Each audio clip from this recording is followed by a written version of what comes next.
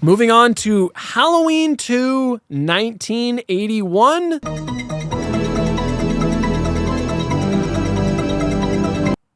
This is my number 2.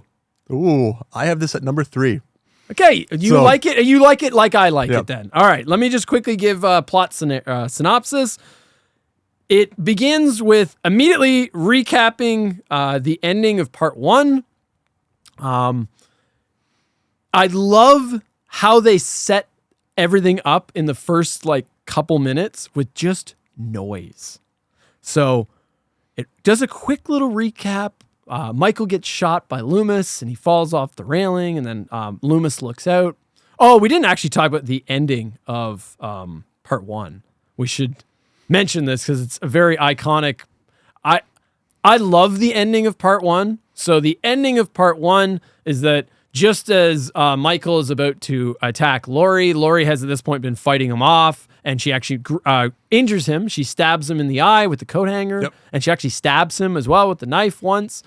Loomis bursts in and fires how many shots? 6 shots. I shot him 6 times. Fires 6 rounds into Michael Myers, who backs up onto the balcony and flips over onto the front yard, presumably dead. Then Loomis goes back over to look, and the body is gone. There's your hook. Perfect ending. Yep. And had they never, and John Carpenter's intent was to never make a sequel. Right. And that was supposed to be the ending. The boogeyman gets away, basically cementing that he's more than man. He just shrugged that off and got up and walked away. And we'll never know. We'll never know. Yep. Ambiguous ending. Yep. To me, that's a perfect ending. I love that ending. Yep. But the studio decided that wasn't, and they're Let's make some money. No, you are going to follow that up, fuckers. So now we get the beginning of Halloween 2, and it immediately recaps that ending where Loomis fires the rounds into Michael. Michael's body disappears, and immediately cuts to, we get Michael's POV, and we hear heavy breathing, almost like Michael is injured, perhaps. Mm-hmm. He's getting away from the house. We hear trick-or-treaters in the background, and just to cement the fact it's still Halloween night. This is in fact the same night as the original. It's literally direct sequel, right immediately after. We then hear police sirens in the background as well, as the police are scrambling to come to this crime scene that has just taken place. And we hear Loomis's iconic, "I shot him 6 times," as he's pleading for help from the police.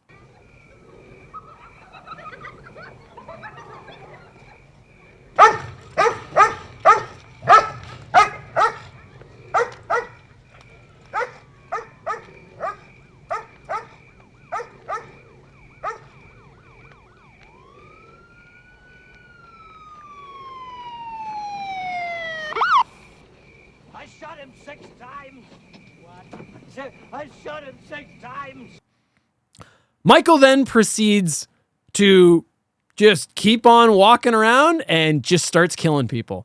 And I think the first person he kills is that young girl who, it had been a while since I watched 2. And at first I was like, was she a character? I don't remember this. Was that a main character? Nope. Michael just kills that girl. So he just continues on his killing spree. We get, shots of the radio and the television now broadcasting about the story, because now the news media has swarmed and arrived on the scene.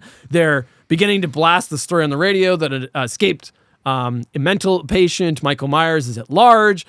Several people were just murdered. Laurie gets stretchered out of her house, and she's brought to the hospital to recover from her injuries from the events of the first movie. And Loomis and Sheriff Brackett, still the same sheriff from the first movie, still all the same actors. Donald Pleasance returns, Jamie Lee Curtis returns, everybody still returns. Then goes out looking for Michael because Michael's still at large, even though he got shot, which is as unbelievable as it sounds.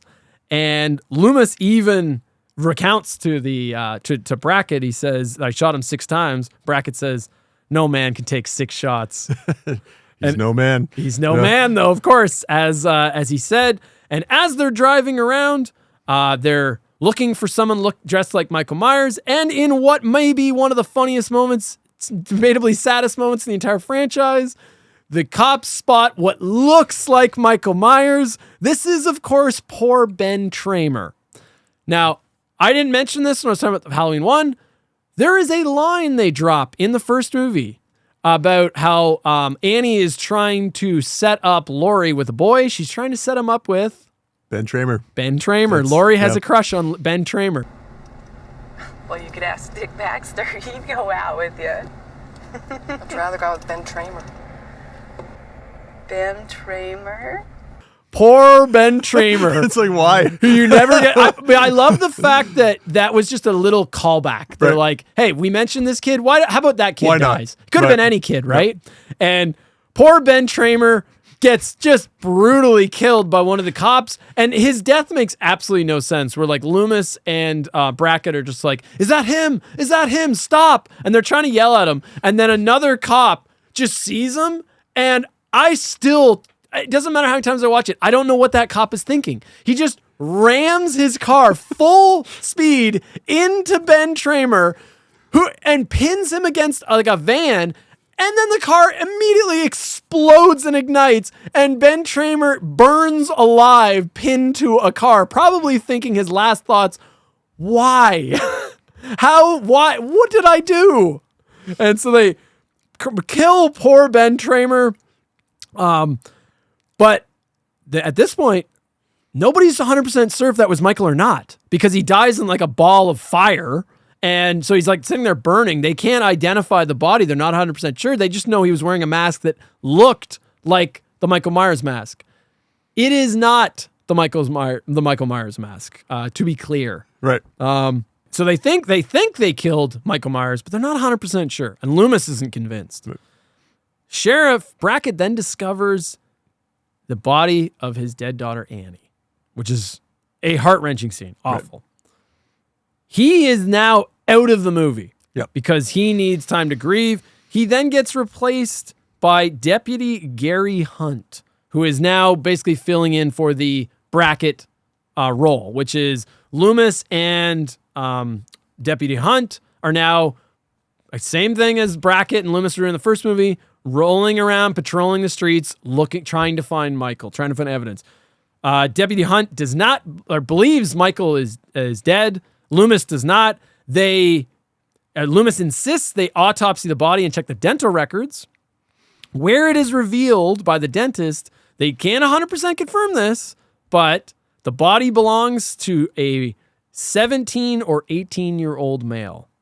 Michael is 21, to reiterate. So Loomis at this point is 100% not convinced. So we've got Loomis and Deputy Hunt going around trying to find Michael. Michael's still at large. We already know he's alive. And then we get one of really the only explanation. We've got Laurie, who's banged up and sedated in the hospital, recovering from her injuries. And literally the only explanation of how Michael knows to go for Laurie in the hospital is this one scene. Do you know what it is? I don't. He overhears on a boombox. There's a kid walking with a boombox, and it says that Laurie Strode was taken to Haddonfield Memorial Hospital, and Michael is standing right there as the boombox comes past him. Michael immediately turns, heads in the direction. That's where he's going. That's the explanation of how Michael knows to go to Haddonfield Memorial, where Laurie is kept. But he's still going after Laurie. Why, Mark? Why is he going after Laurie? We get, as Laurie's in the hospital, she gets this bizarre dream with her mother, where her mother is telling her, "I'm not your mother, Laurie. I'm not your mother." She then has this dream about this creepy looking young boy when she's even younger, and it's almost like she was visiting this creepy looking boy who's looking out a window with dead eyes. Could it be, I don't know, young Michael Myers? Michael then makes his way I should actually just, I guess just literally the next thing.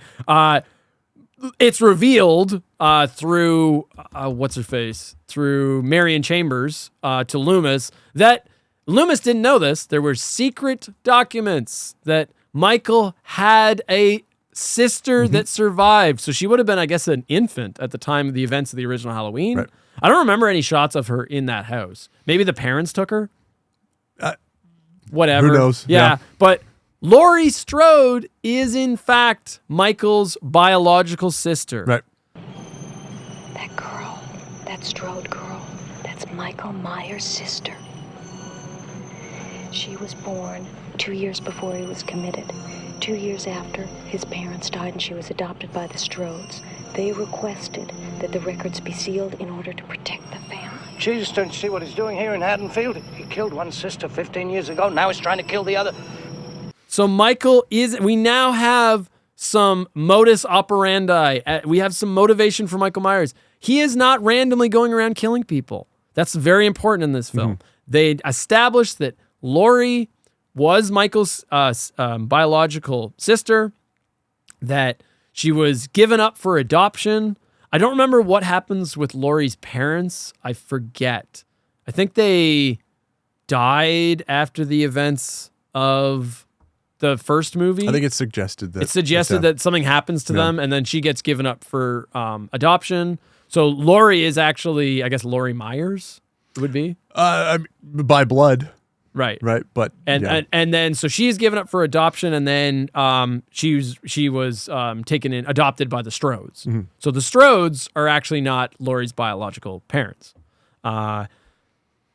And Loomis learns this, and then we as the audience learn this. Michael then makes his way to the hospital where he systematically begins killing off the funny hospital staff, and Loomis races over with the help of a marshal to try and stop Michael in what proceeds as an amazing climax in this awesome finale. And there you go. That's the basic plot. I was concerned you were going to give me grief about 2. No. You like no. 2 even better than I do. I'm a little giddy about 2. Yeah. 2 kicks so much ass. Right. And 2 is the movie that Carpenter didn't want to make. Right. Like, so the infamous story is that Carpenter, after Halloween, he was like, no, it was a one and done. Oh, we already did Michael Myers. I want to do an anthology series called Halloween. And each movie is going to be a unique story that just happens to take place on Halloween. Michael Myers, the Boogeyman, that was just the first story. So now I want to do the next one. Studio would not let him do it unless he gave them a sequel. So him and producer, is it Deborah Hill? Yep. John Carpenter and Deborah Hill, who is like his long-running producer. And I don't know, I guess she helped. Maybe it was the script and things like that. They then were forced to write a sequel to Halloween 2. I think it works. I want to get into the pros. It is a great fucking sequel. Like, for considering he begrudgingly wrote this, it's fucking awesome. Yep. Yeah. They don't waste any time with this one. And this is the original on speed. Right. Yeah. Like, let's just take the first premise, jack it up to 1,000 and let it go. Terminator 2, buddy. Yeah. Aliens. This one is so much fun. It's great. I love this 2. movie. It's a real slasher. Oh, absolutely. Right? Like the what was kind of lacking in the first one, they more than make up for that in the second one, right? It's very intense, very action packed. The gore is there. This is a fun ride. I love this one. You know, this is one of those ones where, yeah, I could appreciate the first one, but I enjoy this second one. It is a perfect sequel to Halloween. So it maintains the exact same feel and pace of the original. And I love the fact that it's the same fucking night. And it genuinely feels like it. It feels like we're still in the original night. In a perfect world, like I watched this as a double feature. Oh, what a treat. I please do yourself a favor. If you're going to watch Halloween 1 and 2, watch them together. In a perfect world, I would love to see a cut of this. You could call it Halloween 1.5, where they trim the fat of the first one and just combine the 2 films. It really is one story. It is one story. Yeah. 1 and 2 is really one story, and it wraps up perfectly. Let's get into, sorry, I got a bunch of pros here. There's so much I want to talk about. Let's talk about this for a second. the setting. Haddonfield Memorial Hospital. Great. I love horror films with unique, fun settings. Yep. And this is a great one. Hospitals are uncomfortable to begin with. Right. And, the fact that even though you are free to come and go, you're kind of not, right? Anytime you've ever been to the hospital, you have to stay until you're finished. And the idea that you've got people in there that they're kind of stuck, right? And he's coming to them, and, his victims can't go anywhere. They're kind of trapped in this environment, right? Oh, I thought it was great. It's full of utensils and scalpels and weapons that he can use. And they set it up so perfectly. So soon as Laurie gets there, we immediately get introduced to the staff. And they set the stage where they go, okay, here's the players and here's the setting. So we get shots of the staff hanging out in the lounge. We get the security guard sitting in his little security booth watching horror films. Yeah. Again, it's still Halloween night. And speaking of that, the entire hospital, the entire time, kudos to the set dressers. We got Halloween decorations hung all over the hospital. And every time in the background you look, you can always see these little Halloween decorations. Again, reinforcing the fact this is the same night. Yep. And they literally use every inch of this fucking space. So we get shots from outside the back of the hospital in the dumpster area. We get many, many shots, beautiful shots, talk about cinematography, of these long, creepy hallways in the hospital. We get them both lit up and we get them both dark. Yep. And we get the feeling of like these dead corridors in hospitals, which is genuinely unnerving. It works, it lends itself really well. We go inside the boiler room. They use the front parking lot. Literally every part of this hospital is used and used well. Nothing's wasted with this space, They get their money's worth out of the space. It's just so good. Yep. Yeah. Works so well.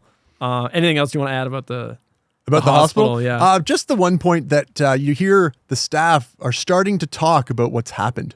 Yes. But what they say isn't true, because the media has taken the story and just made it what they want. And I'm really happy that you brought the media up in your initial synopsis there, because it takes on a new aspect of this story. People are starting to find out that these events have happened, but the media is just taking it and making the story whatever they want. Right. And there's even the point where the one reporter earlier, she's like, try and get a signed copy of the release form so we can use the such and such as person's statement. But if they don't sign it, just take it and take the statement anyway. We're going to use it no matter what. Like that sort of scummy media. Yep. And you can tell that the town is starting to be impacted by that. Well, did you hear? I heard that he, did such and such to like 30 people last night. Well, that didn't happen, right? He's not.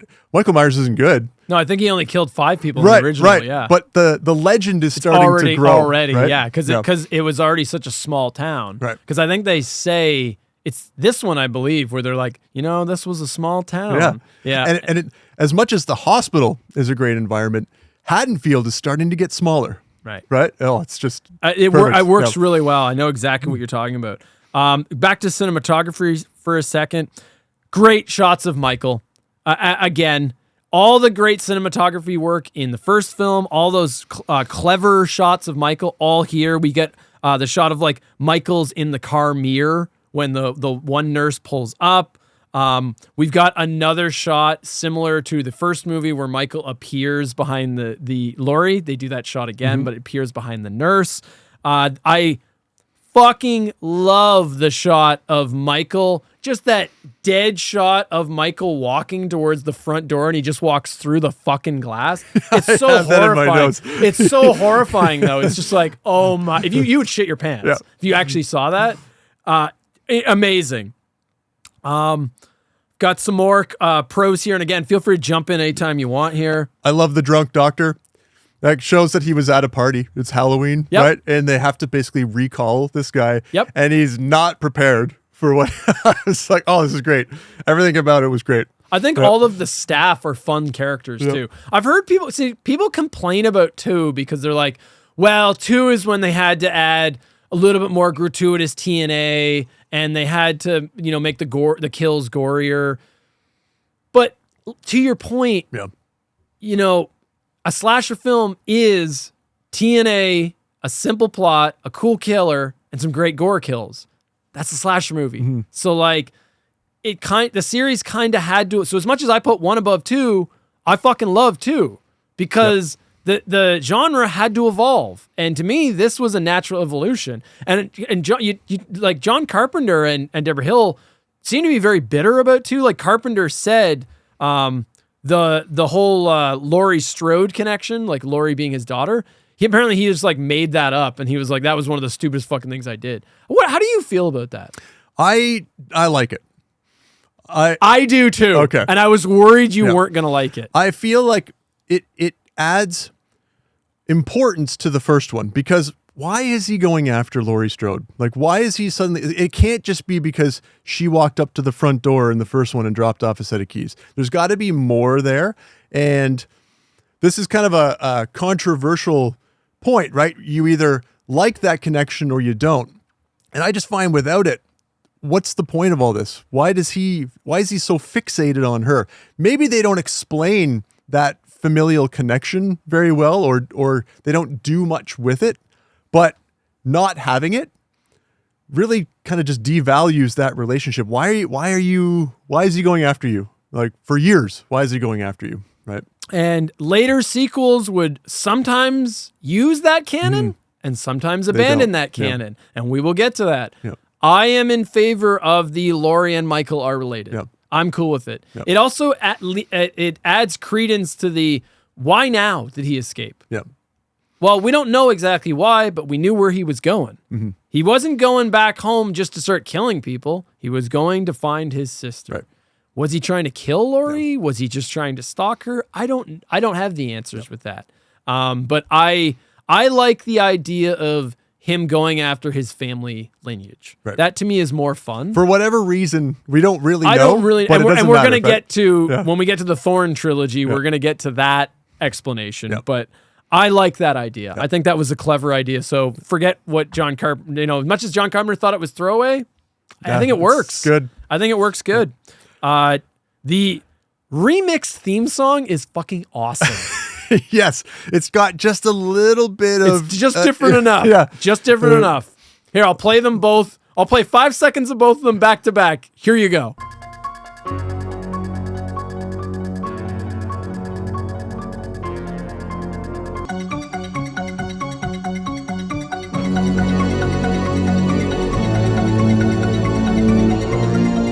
Hope you liked that. That's all you're getting. Did you catch the nuance? Yeah. Just that little bit of like synth wave. Yeah, it's like it's twangier. Yep. Yeah, but I like it. Yep. I like the Halloween 2 theme song. Again, score is done by John Carpenter. It's fucking brilliant. Again, we get an amazing credit sequence, the opening credits. I like these better than the first one. So it starts with a pumpkin coming towards the screen, and the fucking pumpkin just tears open, and we see a skull inside the pumpkin. Fucking awesome. It's a perfect microcosm of what the movie's going to be. You're expecting the original Halloween. Nah, screw that. We're going to bust it right open with it. This is going to be a more violent. That's right. This is going to be a more intense Halloween. That skull is very appropriate. I love the fact the police force, once again in these movies, is fucking competent. Yep. So at one point, they are for the most part. Why? Go ahead. I'm gonna raise a little point. Sure. Yeah. So at first, whatever his name is, I had it. Hunt. So Deputy Hunt is skeptical about Loomis and like what he's saying. He's like, we already got the guy. We got Michael. He's not really believing him. But then when they start having bodies are turning up, and the coroner cannot confirm that it was Michael's body. He starts to take things more seriously, and then I love that the fact that they immediately, so they've already been out scouring the area. They immediately go back out to scour it again, and the one cop at one point says to the deputy, he goes, "We already covered the whole end. We checked it. There's nothing there." And he goes, "Check it again." I like the fact that they reinforce that they're taking this seriously. Empty. Plus, we covered the whole east end of town. Check it again. just as near. Check it again. I like that. It's not Loomis just screaming on, and his pleas aren't falling on dead ears, you know? And in any other horror franchise, that would be the case. It would be the case until the killer was right in front of their fucking face, right? So now are you going to get into the whole stupid Loomis and the governor shit? No. The one I didn't even mention that, and I'm not going to mention it, that stupid subplot. The one thing I was going to say to that is there was one point where, and I you mean like, yeah. I laughed out loud when this happened. When Ben Tramer gets killed. Oh, well, yeah, that's right? brutal. Okay, they're competent, that they're trying. But once they realize that it could possibly not be Michael Myers, they all just get back in their cars and drive away. I thought it was great. They're like, oh, no, you've got a burning teenager or a burning person right here that you've killed. You are responsible. Nah, let's just get out of here. Let it burn, Mark. Just let him burn. He's not going anywhere. No, we don't need to cover that up. Let's talk about the ending. Okay. I love the ending. Boom. Love it. Yeah. So it ends with Loomis realizing that Michael is and Laurie are related, they're brother and sister, that Michael is going after his lineage. He's going after Laurie for whatever fucking reason, but he is. Laurie at this point has been like evading Michael because Michael has killed like all of the staff at the hospital. Laurie has awoken from like whatever she's still injured. She's injured. Yeah. She's limping around the hospital. Right. We get some great chase sequences between her and Michael. It's very tense. And Loomis shows up, and he shows up with a police officer who is a marshal. He's like a U.S. marshal. Mm-hmm. And Loomis sends Marion Chambers off to go get help, to get the rest of the cavalry. And it's then the Marshal, Loomis, and Laurie versus Michael. Michael hauntingly takes his time and just walks like he's in no rush. He's in no rush to go. We talked about this with Jason because we said, do you like slow walk Jason or fast walk Jason? And you said... slow. Yeah. And for Michael, I like my Michael slow. Yeah. I like slow walk because it's so haunting. Because it's like he's not worried. You could shoot him. Inexorable. You're not stopping this. He's a force of nature. Yep. And he slowly walks, and we get that beautiful shot of him going through the pane of glass.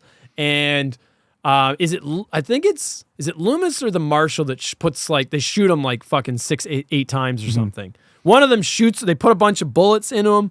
Michael collapses, and the Marshal goes up to him. And Loomis is like, don't go near him. He's like, what are you talking about? He's dead. He's still breathing. Look. And then he kills the Marshal. And now Loomis and Laurie are kind of fucked. They're they're trapped in this corridor. They duck into this one room. And Loomis gets stabbed by Michael. And Laurie ends up, she gets the revolver in her hands. And what ends up happening is one of the more iconic moments in the series, the blood tears. Yeah. Laurie shoots Michael in the fucking eyes, and the blood just pours down his mask, making it look like blood tears. It's a beautiful shot. People have debated about this. He doesn't actually get shot in the eyes. He gets shot above the eyes. I was going to ask you what you thought about that, because you can see his eyes. You can see his eyes, right. yeah. So, it wasn't, and on top of that, in 4, he's not blind. Right. So, because we're getting to sequels. Right. This wasn't the last time. But he gets shot, like, I always interpreted it, he got shot above the eyes, and then the blood just kind of poured down over and made it look like blood tears. And I always thought the blood was blinding him, and that's why he starts, it is kind of a little goofy. Right. He can't see, and he grabs the scalpel, and he's just kind of slashing blindly at the room, trying to hit Laurie and Loomis. It's a little goofy. But then you get this perfect moment where Loomis tells Laurie to go, and Loomis turns on the gas in the room, takes out a lighter, and decides, I'm taking Michael to hell with me. Ends it all. And blows the fucking room up. Right. And then we get this amazing fire suit walk of the guy just stumbling down the hallway, and then Michael falls onto the ground, and you see that beautiful shot of the mask burning to a crisp on his face. Yeah. Yep. So it's a perfect ending. I love that ending. Yep. Yeah, it's great. Yeah. Very fitting for the movie that it capped off. Yeah. Right. Yep. Yeah. No. This movie had a lot of great kills in it too. Yeah, I didn't even touch on the kills, but yeah, go for it. One of my favorites, probably from the entire series, is Jimmy. You'll remember Jimmy slipped and fell on the blood. Yeah, he cracks his head. That's right. He gives himself a concussion. Right. And I remember watching it. I'm like, how often in a movie do you see a character in a movie like this that has like a head wound that doesn't just die right after? No, he's like stumbling around. He gets in the car. Well, he survives. He does initially. Yeah, he does eventually die, but does he? No, I don't think he dies. Well, he gets in the car and then no, but he just passes out. But then he like drives the car into something, I think. I don't think he dies. No? Okay. No, because I think there's remember there being a deleted scene of at the very end. He's like in the ambulance. Oh, okay. I'm pretty sure he lives. Yeah, no, because that was the one that had the crush on Lori, right? Yeah. Yeah. No, he doesn't die. He doesn't die. Yeah. So, but just the idea that you've got a character who's suffered a wound, and normally you don't get to see them like that. It was interesting. I'm like, oh, there's a guy with a concussion in this movie, and he's walking around and he doesn't know what's happening, and they're doing he's out of it. A decent job of actually portraying somebody with like a serious head wound. So yeah, I thought that actually has that tense moment where they're in the car and he's trying to drive her. He's trying to be the hero, right? And then he literally passes out, and his head goes into the fucking horn, right? And signaling Michael Myers that there's this noise, creating this noise, for Michael to find them in the parking lot. Mm-hmm. Again, they use every space so well. Great sequence in the parking lot. You want to talk about like the probably the most infamous kill in this, the hot water, hot tub, or the such a good kill. That's a heinous kill. Just with the boiling, so we've got this like it's supposed to be like some sort of rehabilitation tank, some medical tank. It's like this stainless steel tank, and it's supposed to be boiling hot water. Michael has like broken the heat gauge, so it goes to some like stupid level where it would scald you, right? And he grabs the one poor girl's head and just keeps continuously dunking her face into the scalding hot water. Notice he doesn't react when his hand goes in the water. Right. I thought that was a cool, nice little touch. His hand is in there too. Right. His hand's in there too, but he doesn't even flinch. And when she comes, and every time she comes out, her face is just a little bit more scalded. That's just a heinous kill. Yep. Great kill. Is this also the one that has the needle through the side of the temple? Is. Yep. Yep. Which fans debate about this. What happens? I'm going to end the debate right now. The syringe goes into her temple, not her eye. Yep. He puts it through her temple and then injects air into her brain. That's the kill, folks. Also had the people debate about that. Hammer claw to the head. Yeah, that's the security guy. I think so. Possibly. It's early on. Yeah, it's early on. Yeah, there's great kills in this. Where it feels more Friday the 13th than Halloween. Yep. Maybe not a bad thing. But it's not copying it. Yep. It's not full Friday the 13th, but it feels more like what you would think a traditional slasher movie would be. Mob mentality outside of the Myers house. I don't know if you caught that, but I did catch that. We get a little shot where the town at one point and Deputy Hunt has to break this up, which leads to a amazing monologue. Again, I don't think I even touched on Loomis in this again, but Donald Pleasance, once again, is phenomenal. There was a force inside him, biding its time. The staff grew accustomed to his immobility and silence. In many ways, he was the ideal patient. He didn't talk, he didn't cry, he didn't even move. He just waited. The staff was unprepared. They didn't know what he was.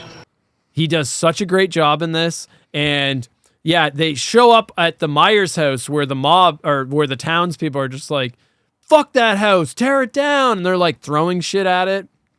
And the majority of the movie didn't take place at the Myers house. So the first movie takes place at Tommy. That's right. It would be at the Doyle's house. You'd think that would be, I guess Annie's house would be cursed, but like the Myers house, everybody just knows to go to the Myers house. I thought that was interesting. I guess because it would have been taped off at the Doyle's house. Yep. And you're right. I like that you see little remnants of the town pushing back, which comes back theme, again. Right? It's going to come back again several times throughout the series. That Haddonfield itself is a character in these films. Right. Yeah. And for better or worse. Right. Yeah, For right or correct, wrong, yeah. correct. Sometimes worse. I don't really have. I have nothing else to add. You got anything else? Go for it. I have one criticism of this movie. I have one too, but I kind of just let it go. Yeah? Yeah. They reference, what do they call it? Sam Hain? Yeah. No one says it right. Yeah. I don't know what, Sam Han or whatever it is. Yeah. Sam So Hain? it's somewhere I have it in my notes where they pronounce it properly. But yeah. Sorry. What's your problem with it? Just that leads to Well, it leads to another right. timeline. And I had forgotten that this was in there. Yep. It's there. And first of all, I don't know why they included it. I think they could have just left it out. But the fact that it was in there and I wasn't expecting it, it was very surprising. And I saw it, I was like, oh, that's disappointing. Because it does create a connection to other installments in this franchise that are we'll get there. But I feel like it's an unnecessary element. And I was disappointed that they had included it in this movie that was just so great from top to bottom. It's the only real criticism I have of it. I'm trying to find here the proper pronunciation because everyone says it's spelled like Sam Hain or Sam Hine is what you would think. But in 3, they actually pronounce Samhain. What? Samhain. All right. Well, there you go. Yeah, it's because remember they pronounce it properly in 3. Halloween. The Festival of Samhain. Let's get it to 3. Speaking of 3, do you have anything else you want to add about 2? Nope. Nope. The only other thing I caught that was like it's just kind of a whatever thing is at one point when they go to the hospital, there's a shot of a kid, and you hear in the dialogue this mom's taking this kid in, and she's like, Oh, yes. it's such a dumb like throwaway right, thing where yes. she's like, the kid ate a candy bar and there was a razor blade in it, it cut his mouth.